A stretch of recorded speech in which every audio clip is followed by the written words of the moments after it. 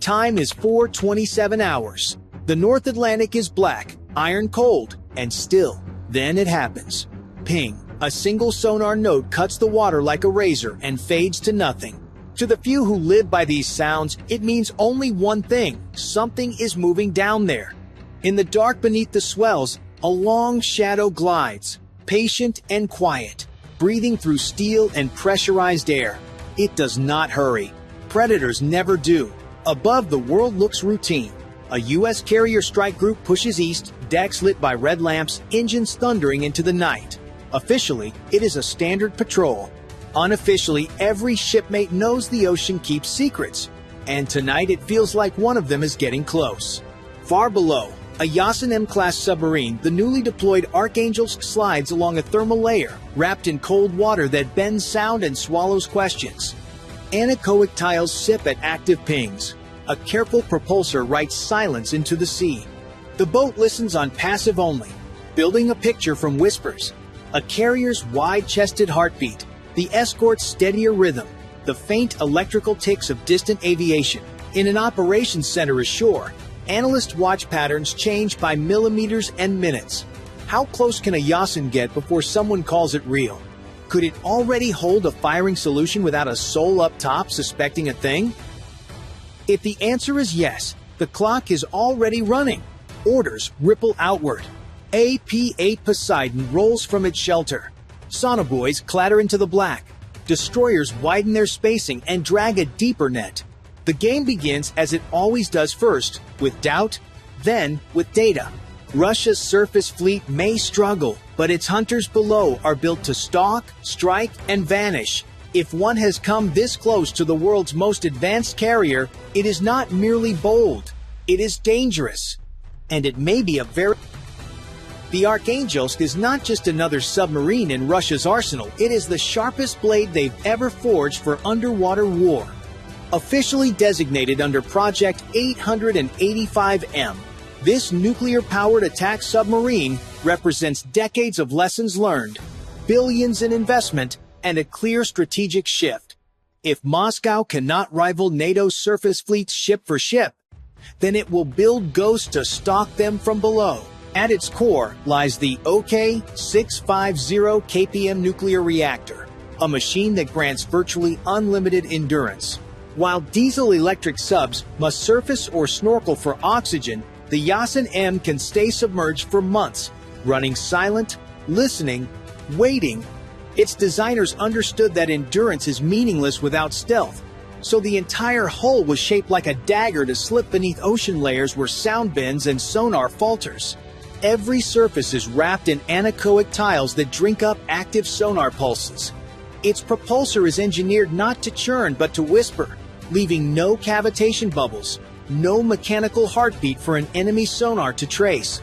Western analysts argue that this design may place the Yasin M on par with America's own Virginia class, one of the few submarines ever considered quiet enough to rival U.S. technology. That statement alone unsettles NATO planners. For decades, American subs enjoyed an acoustic advantage that guaranteed dominance. The Yasin threatens to erase it. Yet stealth is only half the story. The other half is firepower. A single Yasin M can carry up to 40 missiles, an arsenal so versatile it can rewrite scenarios in minutes. The Calabar, capable of striking both sea and land targets with precision. The Onyx, a supersonic anti-ship missile that can break defenses through speed and mass. And then the Zircon, a hypersonic missile rumored to reach Mach 9, nearly impossible to intercept, able to cover hundreds of kilometers in just minutes. Launched from beneath the ocean, these weapons turn the seabed into a hidden first strike platform. This is what makes the Yasin dangerous. It doesn't need to surface. It doesn't need warning shots. It can creep close, fire a storm of supersonic or hypersonic missiles, and vanish before radar even registers the launch. That is the nightmare NATO trains for, because even one submarine of this class can threaten an entire carrier strike group. And Russia is not stopping at one. At least 4 Yasin-class boats already sail with the Northern and Pacific fleets, and several more are under construction. Each represents not just another submarine, but a statement. Russia will not match NATO ship for ship. but it will match shadow for shadow, hunter for hunter. The Yasin M is less a warship and more a strategic philosophy, a weapon of silence, built for a world where being seen first means losing. And as NATO patrols the Gute Gap, every sonar ping might be asking the same question. Is the Archangels already here, listening? There is a place in the North Atlantic that NATO watches like a hawk, the Gute Gap. 3 letters, 3 landmasses: Greenland, Iceland, and the United Kingdom. Together, they form a narrow funnel between the Arctic Ocean and the open Atlantic. It looks like empty water on a map, but for naval strategists, it is the front door to Europe and the lifeline of America's military presence overseas. Every fuel shipment, every convoy of reinforcements, every logistics chain that flows from North America to Europe must cross this bottleneck. During the Cold War, Soviet submarines tried again and again to slip through. Today, the Yasin class continues that legacy with technology the Soviets could only dream of. If a Russian sub makes it through undetected, it doesn't just slip past a patrol, it exposes NATO's entire Atlantic flank. Suddenly, supply lines are vulnerable. Carrier groups face predators at their backs. And the question shifts from, can we find them, to how many have already crossed? Because if one can do it, what happens when 6 appear at once? This is why every sonar anomaly, every unexplained echo near the Gute Gap, triggers a massive response. NATO cannot afford hesitation. A single submarine loose in the Atlantic isn't a nuisance. It's a threat to the entire balance of power across the ocean. The Gute Gap is not just a geographic choke point. It is a tripwire. And if the Archangels can slip through it, then the silent war has already reached NATO's doorstep. When a sonar anomaly hardens into a contact, NATO does not blink. The playbook executes in layers, fast and overlapping. First Airborne is the P-8 Poseidon, America's long-range submarine hunter. From altitude, it laces the sea with sonobuoys, a lattice of floating ears that triangulate whispers. The faint churn of a screw, a pump's low hum, the metallic sigh of a hull under pressure. Data streams ashore and across the fleet before the buoys finish bobbing. On the surface, Arleigh Burke-class destroyers snap from parade to pursuit. They spread formation and stream-towed arrays, flexible tails that hear deep and far. British and Norwegian frigates often slide into the pattern, knitting their own sonar coverage to the grid. From decks and carriers, MH-60R Seahawks lift and hover, dunking their spherical sonars. Listening, rising, dunking again, walking a moving fence across the water. This is ASW anti-submarine warfare, equal parts machine learning and intuition. Computers fuse patterns. Operators chase hunches, sharpened by thousands of hours. A modern hunter like the Yasin M leaves no periscope feather, no telltale bubble trail. It is a needle in an acoustic haystack, and the needle bites back with supersonic and hypersonic teeth. NATO has spent a decade tightening the weave. Shared acoustic libraries, pool signatures from Arctic to Med, cross-codomain links, push tracks between ships, aircraft, and seabed sensors. Exercises such as Nordicu-focused drills rehearse the exact geometry of this chase. Wide area detection, rapid localization, and quiet coercion. Sometimes the goal is not a kill, but a message box the submarine, flood the water with pings and helicopter shadows, and make the commander feel seen. Pressure replaces torpedoes. Deterrence replaces fireworks. If the contact drifts toward the Gute Gap, the board shrinks to a kill box. Timelines compress, rules of engagement tighten, and every extra decibel becomes a decision. In the North Atlantic, advantage belongs to the side that turns silence into certainty first. If you think NATO's net wins this duel, press 1. If you believe a Yasin can still slip the fence, press 9 and subscribe to follow the next moves in this silent battle. 3:30 hours north of the Faroe Islands. The ocean is a slab of black glass, the wind grinding across steel and salt.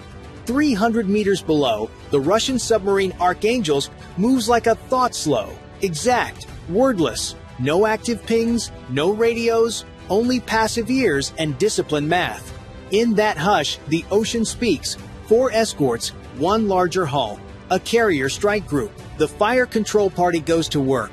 Bearings tighten, ranges settle, currents and layer depths are folded into a firing solution. No periscope break, no silhouette on a horizon, just a ghost tracing geometry in the dark. On paper, the picture is brutal. The Gerald R.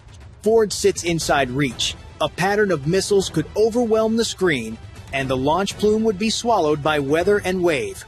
For a minute, the crew can taste what victory would feel like: shocking, decisive, deniable. But the surface is not sleeping. Aboard the destroyer USS Gravely, a sonar trace twitches against the noise floor. It is not confirmation, but it is not nothing. The watch officer trusts the operator's spine-deep flinch and calls it up the chain. The formation flexes without drama. From the carrier, MH-60R Seahawks lift into the cold, fly a ladder across the suspected lane, and begin to dunk and listen, stitching a moving picket through the dark.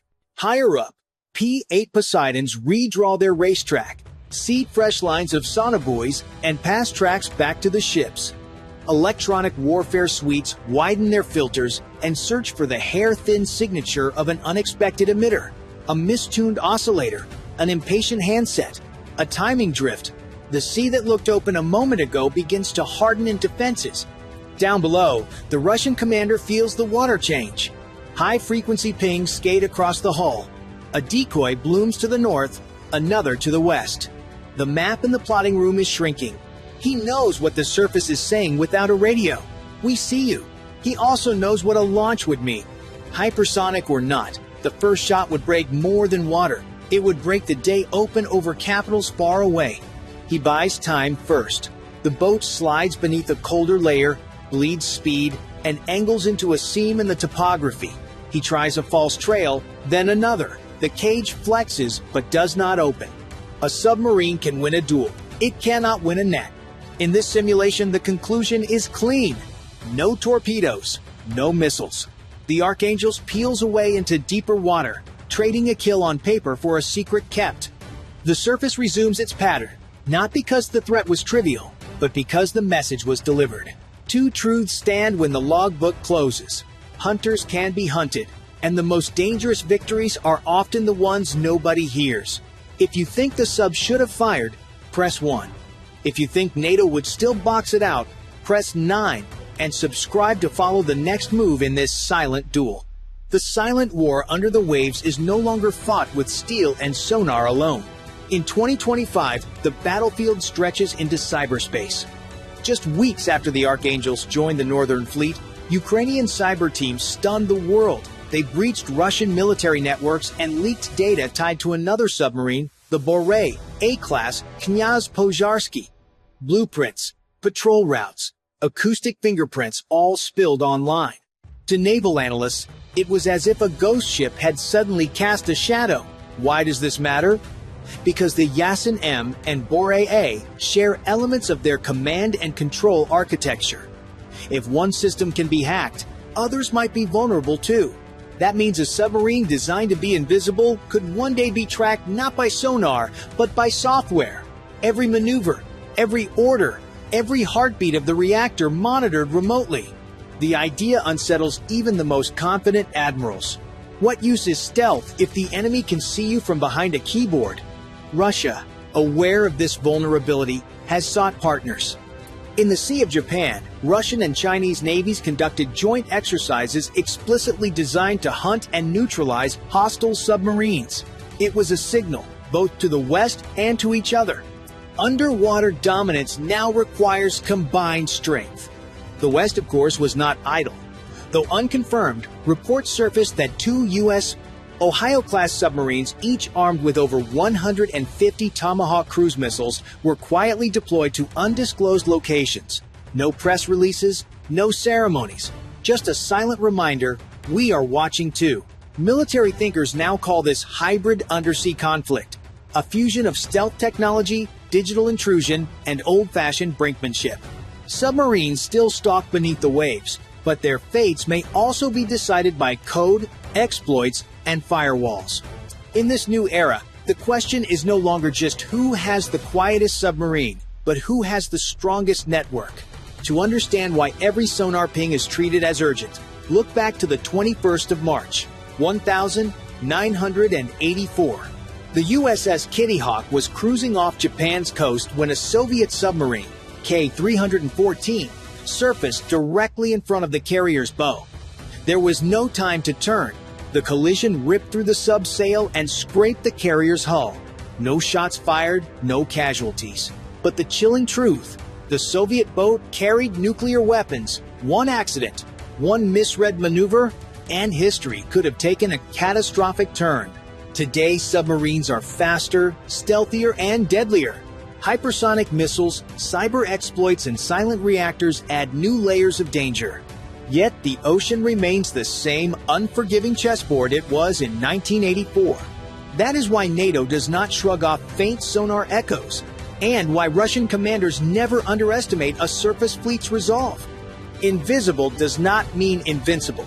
These silent encounters remind us that peace is not simply the absence of war, it is the discipline to pull back before miscalculation turns into tragedy. The lesson from past and present alike is clear. Restraint can be as powerful as firepower. So, what do you think? Are these underwater confrontations just posturing, or do they push the world closer to real instability? Tell us in the comments. And if you want to stay ahead of the next story from beneath the waves, hit subscribe, because in the deep, silence often means something is coming.